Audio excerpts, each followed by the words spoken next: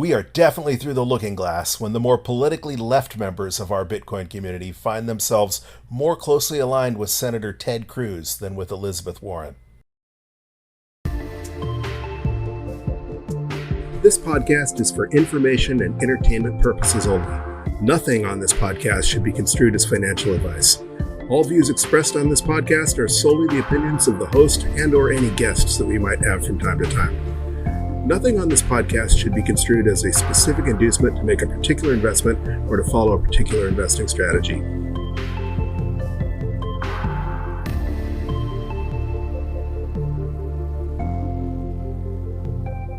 Hello, you sexy sat stackers. Welcome to the latest episode of the Bitcoin Bulletin Podcast, Weekend Update Edition. Of course, the big story this weekend continues to be the so-called Senate infrastructure bill and its attack on Bitcoin and other cryptocurrencies. However, before we get into that, let's look at the stats.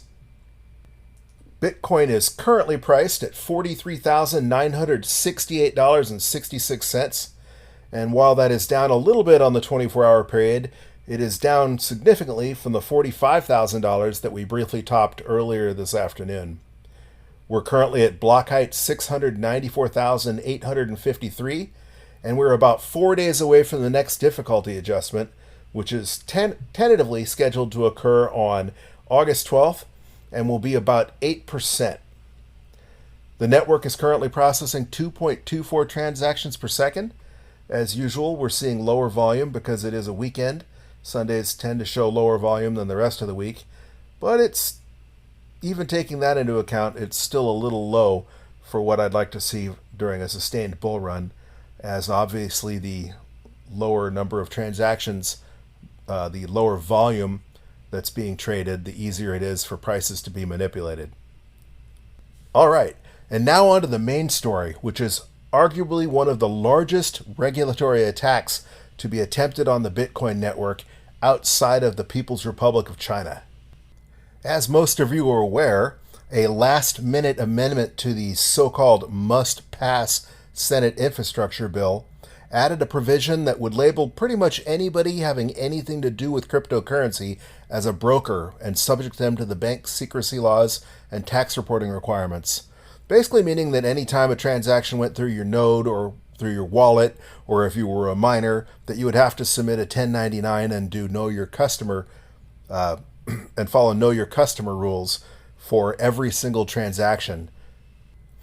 With approximately 2,000 transactions pending in the mempool right now alone, and assuming that there was one party on each side of the transaction, that would be approximately 4,000 1099s anyone operating a node would have to send to the IRS and to the participants of those transactions just at this given moment. Obviously, this would be completely impossible to comply with. Since then, and the ensuing brouhaha that has erupted on Twitter, social media, and the barrage of phone calls streaming into the senators' offices, at least two counter amendments have been proposed to amend the amendment. One, which is favored by the White House, would basically exempt mining or proof of stake stakers from the onerous reporting requirements, but would pretty much leave the requirements in place for everyone else that has anything to do with Bitcoin or any other cryptocurrency. The other, that's a little more reasonable, by Senator Cynthia Lummis et al., would exempt wallet manufacturers and software developers, but none of the provisions, for example, would exempt your Lightning node or anything to do with the Lightning Network or other second layer solutions at all. Pretty much the only one in Congress who appears to be standing up for Bitcoin at all, ironically, is Texas Senator Ted Cruz, who says that we just need to scrap the entire amendment, which most Americans would arguably say has absolutely nothing to do with infrastructure in the first place. Even if you were for common sense, quote-unquote, reasonable cryptocurrency regulation to help ease cryptocurrency into the mainstream or foster institutional adoption, this so-called must-pass infrastructure bill is definitely not the time or place to try and do this, and especially not springing it onto the public approximately 2 days before they were scheduled to vote the thing into law. Indeed, besides just the usual crypto Twitter, you have both Elon Musk and Jack Dorsey agreeing on this. For example, you had Elon Musk tweeting out earlier today that, quote, agreed, this is not the time to pick technology winners or losers in crypto technology. There is no crisis that compels this hasty legislation. Jack Dorsey had a slightly longer string of tweets, but which led off with, quote, if we can't strike the entire provision so that we can have proper hearings and deliberation, then let's simplify the definition of broker to what really matters, where digital assets are exchanged for fiat currency. Broker equals fiat to crypto exchange. End quote. And as I previously mentioned, Senator Ted Cruz, who is often mocked by his detractors as the Zodiac Killer, tweeted yesterday, quote, giving the major flaws in the underlying bill's unworkable and devastating crypto provisions, I also filed a separate amendment to strike the whole thing in the event that a bipartisan deal can't be reached. We have to act now to stop this, end quote. So there it is. Senator Ted Cruz emerges as the Senate's strongest supporter of Bitcoin holders' rights. Who'da thunk it? If you know me or have been listening to this podcast, you know that I am personally not willing to accept any compromise whatsoever when it comes to cryptocurrency legislation.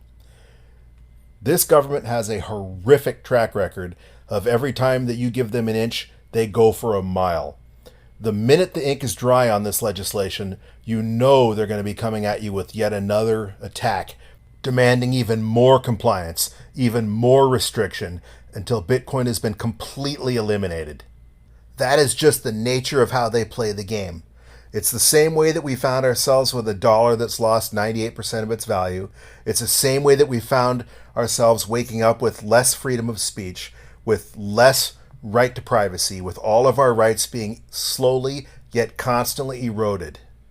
This blatant and egregious attack on Bitcoin really shouldn't come as a surprise, considering that we have an administration that appointed Janet Yellen as our Treasury Secretary. Without diving too much deeper into politics, let's just say that I hope each and every one of you will remember this when you go to the ballot box next time around. Among the disappointing news out of Washington this week, Securities and Exchange Commissioner Gary Gensler dashed everybody's hopes that he would be crypto-friendly by giving a speech that was described by legal commentator Catherine Wu as, quote, the most aggressive and hostile stance re-U.S. crypto regulation to date from the Securities and Exchange Commission, unquote. Gensler, who had previously taught a course on blockchain at MIT's Digital Currency Initiative, had given the community high hopes that maybe we had a friend and an ally at the SEC. But just as you can take a political science class on the American Revolution from a college professor who is actually a rabid Marxist or socialist, just because Gensler taught a course on blockchain obviously does not mean that he is a friend of Bitcoin.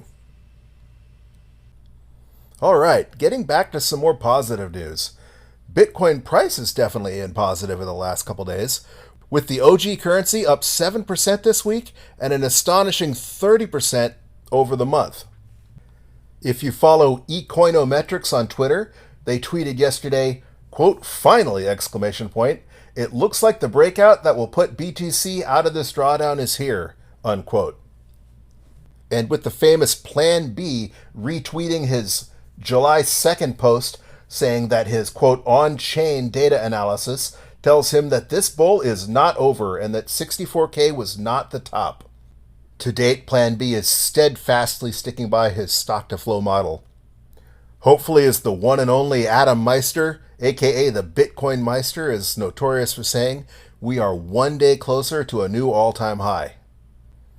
With that said, folks, you really, really need to contact your senators and demand that they vote with Senator Ted Cruz and strike the Bitcoin cryptocurrency provision from the infrastructure bill in its totality. But fear not, if they do actually get around to passing this abomination, the House of Representatives is not scheduled to take it up until they come back from their break in the fall. and we will have one last chance to put the brakes on. If it gets that far, however, it will be absolutely crucial to contact your representatives, as the margin for passing legislation in the House of Representatives is significantly better for the administration than it is in the Senate, where they have a 50-50 tie, basically. Well, that's basically the news for this week, or at least the all-consuming news of the week and leading into this weekend. If you're new to Bitcoin or just curious about dollar cost average strategy, don't forget to follow us on Wednesdays for our DCA Wednesday series, which we began 2 weeks ago, where we stack $20 every Wednesday worth of Bitcoin and explore the strategy of dollar cost averaging. Either way, keep stacking those sats, and we will see you next time, you sexy sat stackers.